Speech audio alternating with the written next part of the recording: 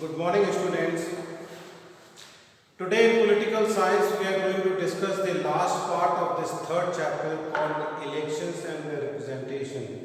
We have seen what kind of elections we have in India. हम कौन सा system follow करते हैं, किस तरह के इलेक्शंस होते हैं इंडिया में, उसका प्रोसेस क्या है, who conducts the election. Of course the election commission of India conducts the election and ये एक 3 मेंबर बॉडी है. इलेक्शन कमीशन के कुछ और पावर्स के बारे में आज जानेंगे and then we will come to the last topic that is reforms in our political this electoral system.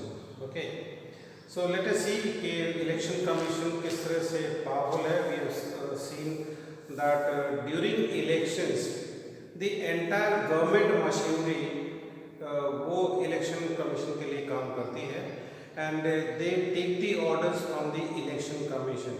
What election commission can do, let us see that the election commission has a very limited staff of its own. I told you कि election commission का अपना staff बहुत कम होता है, क्योंकि जितने staff की ज़रूरत है वो एक बहुत बड़ा नंबर है और इतना ज़्यादा स्टाफ मेंटेन करना it's not possible because elections they don't take place every day. Okay, it conducts the elections with the help of the administrative machinery. However, once the election process has begun, the commission has control over the administration as far as election related work is concerned. तो पूरा जो administration है वो election commission के under में आ जाता है, उनके ऑर्डर्स मानता है और इलेक्शन कमीशन उन्हें ऑब्वियसली जो भी है ऑर्डर्स वगैरह देते हैं. Okay, the election commission has full control over them. Election commission क्या कर सकते हैं? They can transfer the officer, they can stop the transfer.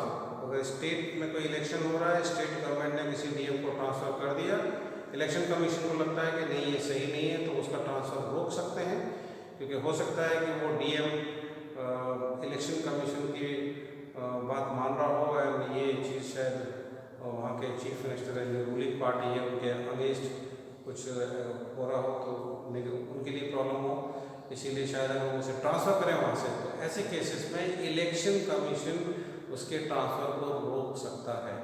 अगर उन्हें लगता है कि कोई गवर्नमेंट ऑफिसर इस इलेक्शन में प्रॉब्लम कर सकता है या उसके रिलेटिव्स यहाँ से इलेक्शन लड़ रहे हैं या is affiliated in some way to the political ruling political party, then such officer can be transferred from that region. तो हम देख रहे हैं इलेक्शन कमीशन ट्रांसफर कर भी सकते हैं, ट्रांसफर रोक भी सकते हैं. Okay, they can also take action against them.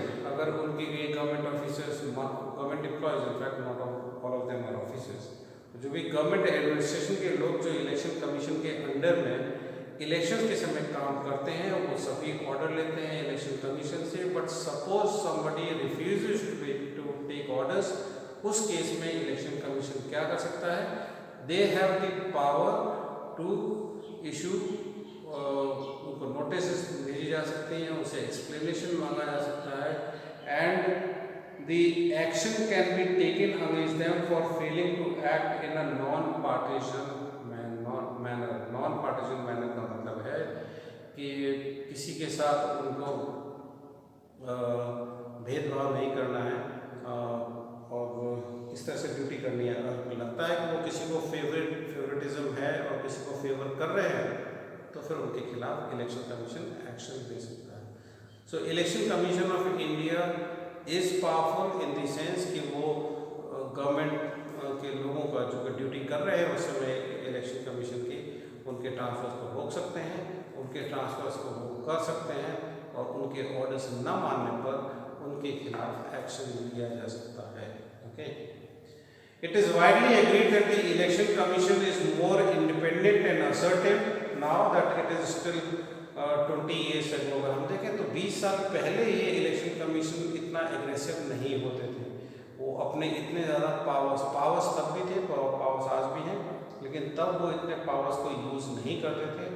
बहुत हद तक देखने को मिलता है कि गवर्नमेंट का इसमें इंटरफेरेंस कई बार होता था and they somehow could not take actions against the ruling party or the ruling chief ministers or they could not go against the prime minister. इस तरह के इंस्टेंसेस देखने को मिलते हैं, but that is not the case आज के date में ऐसा नहीं है। इलेक्शन कमीशन अपने सारे डिसीजन इंडिपेंडेंटली लेते हैं। They are not under the influence of any party, not under the influence of ruling parties और the government people. Okay, Election Commission has started using more effectively. फ़र्क क्या है, पहले भी पावर्स थे, अभी भी पावर्स थे। कॉन्स्टिट्यूशन मेकर्स ने शुरू में ही इलेक्शन कमीशन को बहुत पावर्स दिए हैं, लेकिन इन्होंने पावर्स को इफेक्टिवली यूज़ करना अभी शुरू किया है। 20 साल पहले अगर हम देखें तो वहाँ वो अपने पावर्स को उतना अच्छे से यूज़ नहीं करते थे। ओके, एंड काफ़ी सारे चैलेंजेस उनके सामने आए हैं, कई चैलेंजेस को उन्होंने फेस किया है। And let us see the election Commission has faced many difficult situations like conducting elections in areas which are security threats, जहाँ पर बहुत होते हैं सिक्योरिटी प्रॉब्लम्स हैं, where there is no peace and stability, militancy affected regions हैं, like Punjab was once a militancy affected reason.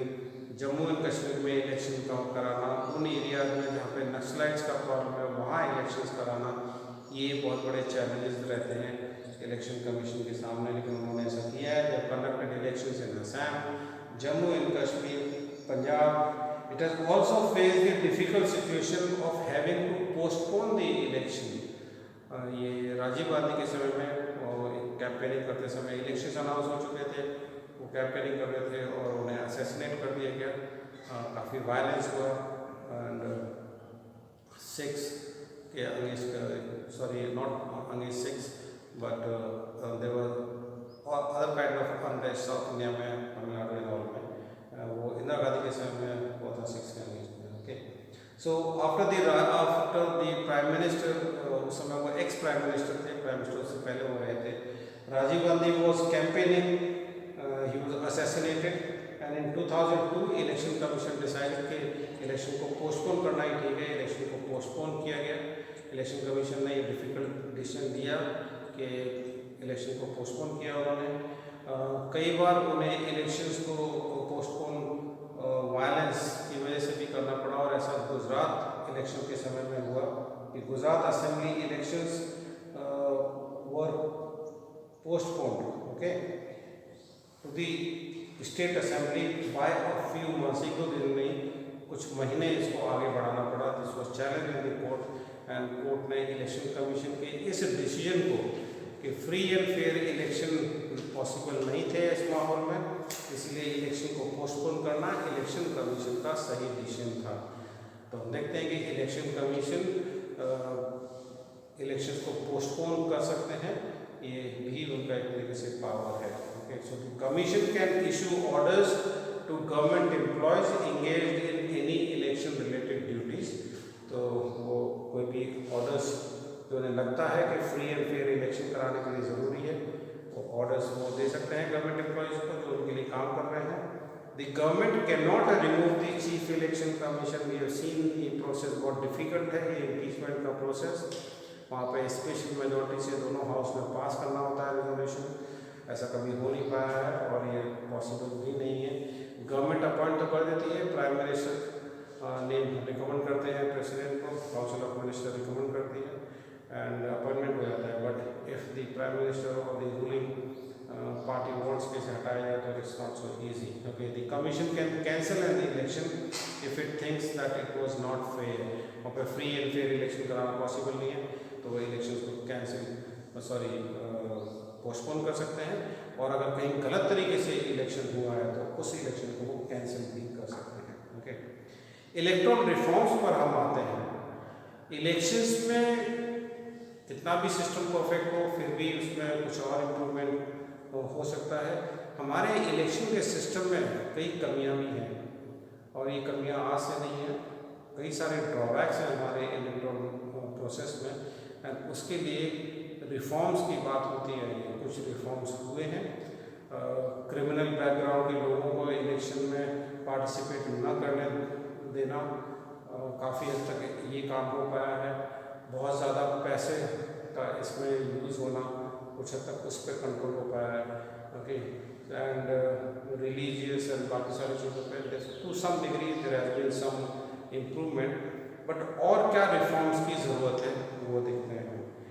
पहले तो हमारा जो सिस्टम है first past the post system, इसे आप पढ़ चुके हो। First past the post system एक ऐसा सिस्टम है जहाँ पर जो कैंडिडेट जिसको सबसे ज़्यादा वोट मिल जाते हैं वो इलेक्शन जीत जाता है, बट उसमें कोई लिमिट नहीं है। There is no minimum requirement कि आपको कम से कम इतना परसेंटेज ऑफ वोट्स लाना है तभी आप कैंडिडेट एक सक्सेसफुल कैंडिडेट माने जाएंगे।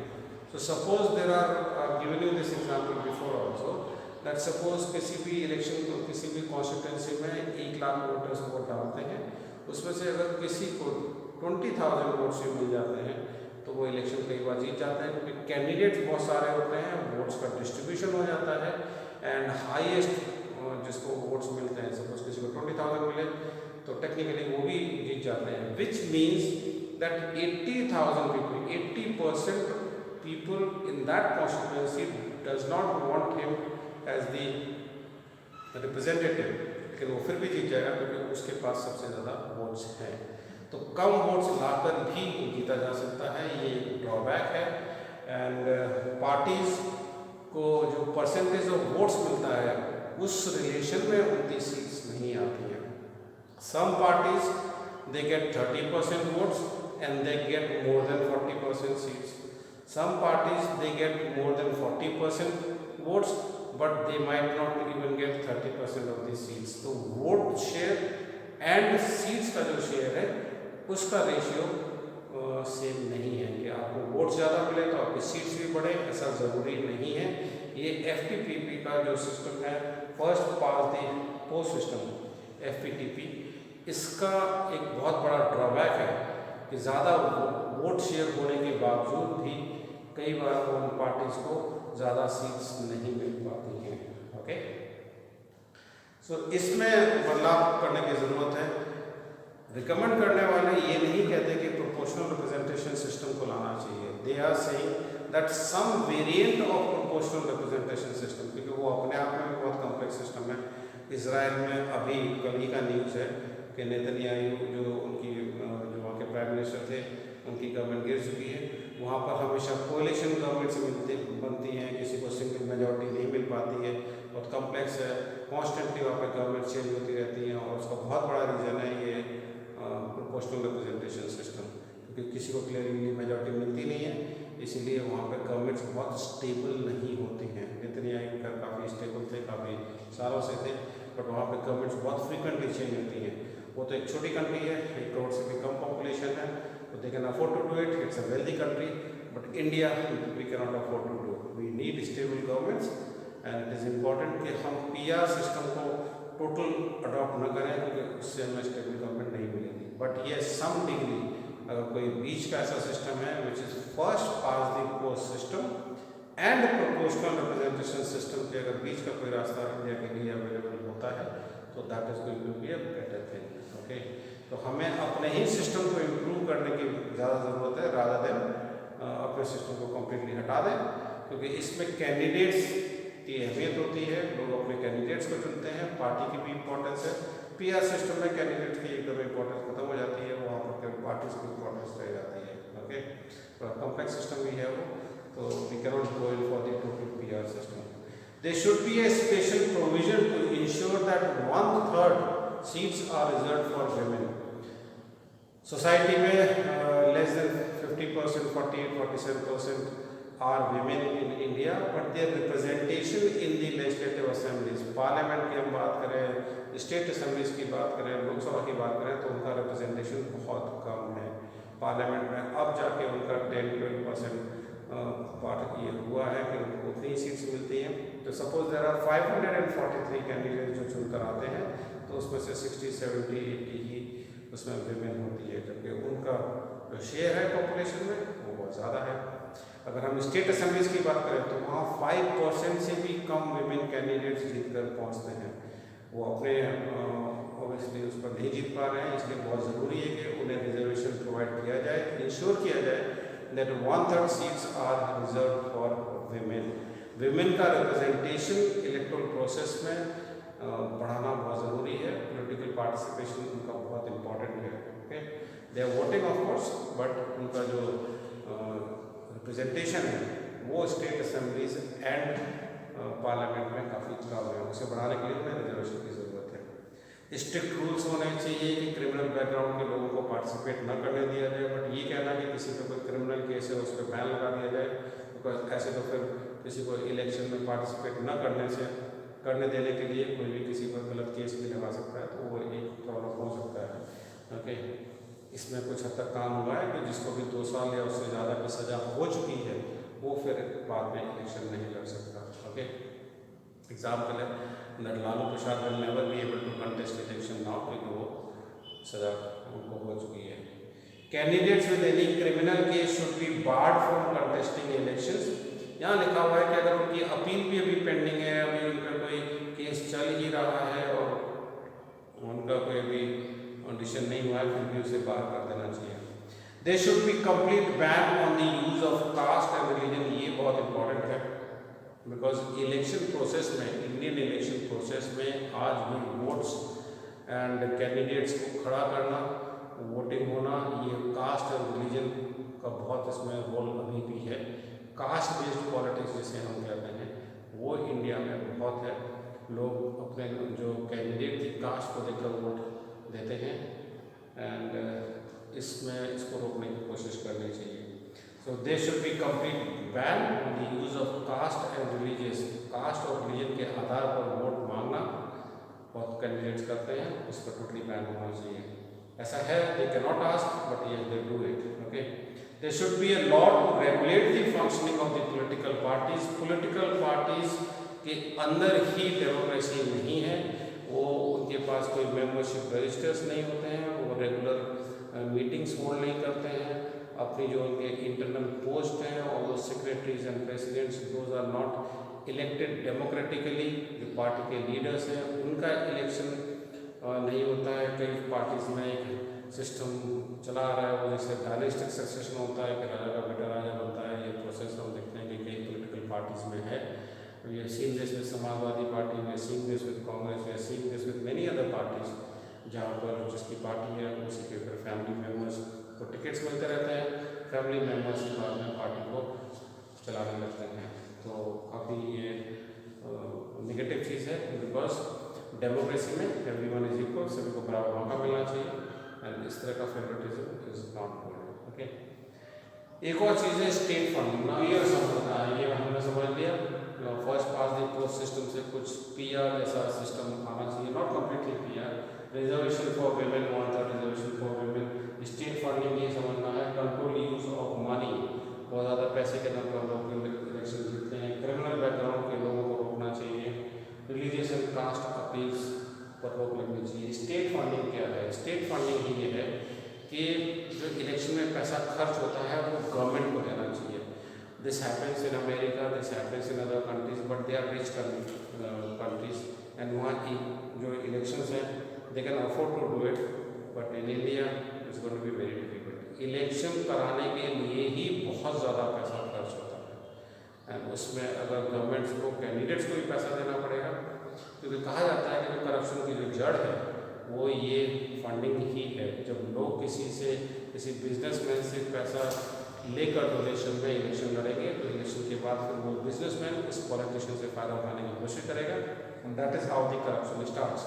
तो अगर गवर्नमेंट ही कैंडिडेट्स को पैसा दे तो फिर ये करप्शन काफ़ी हद तक रुक सकता है। तो स्टेट फंडिंग की भी बात है, बट इंडिया में भी it's not going to be possible कि state funding India जैसे country में होगा। So this is about the electoral reforms that people are demanding। India का जो इलेक्शन है इसमें वोटिंग परसेंटेज बढ़ा है, लोगों का इसमें इंटरेस्ट है। People keenly participate in the electoral process। Voters have consistently taken a keen interest in the election process and participated in it। System of election has prove to be accommodative and inclusive. हर तरह के cast के लोग, poor people, लो society के लोग, they are also part of the election process now. तो ये काफ़ी तक इंक्लूसिव है। इसमें different social sections, different social categories के लोग they have started participating, but women legislators जो हैं उनका नंबर अभी भी बढ़ना बाकी है। So this was all about this chapter। We have seen एक इम्पॉर्टेंट चैप्टर है, यहाँ पर हमने एक नई चीज़ जो डेमोक्रेटिक इलेक्शन जो क्लास 10th में आपने पढ़ा हुआ है उससे इसमें थोड़ा कुछ और नया चीज़ आपको पढ़ने को मिला है, दैट इज़ कि ये दो system PR and first past the post system, इसे समझना बहुत ज़रूरी है. And we see how election commission works and how he is one of the most powerful election commissions in the world. That is how Indian elections are done. And ये हमारे election process के बारे में था. Next chapter will be moving towards executive. India में executive का काम कौन करता है, कैसे होता है, कैसे इलेक्टेड होते हैं, वो पढ़ेंगे. Okay, so that's all in this class. This was the last class in this chapter, and so this we are over with the third chapter. We will be moving to the fourth chapter, which is called the executive. So that's all in this class. Thank you.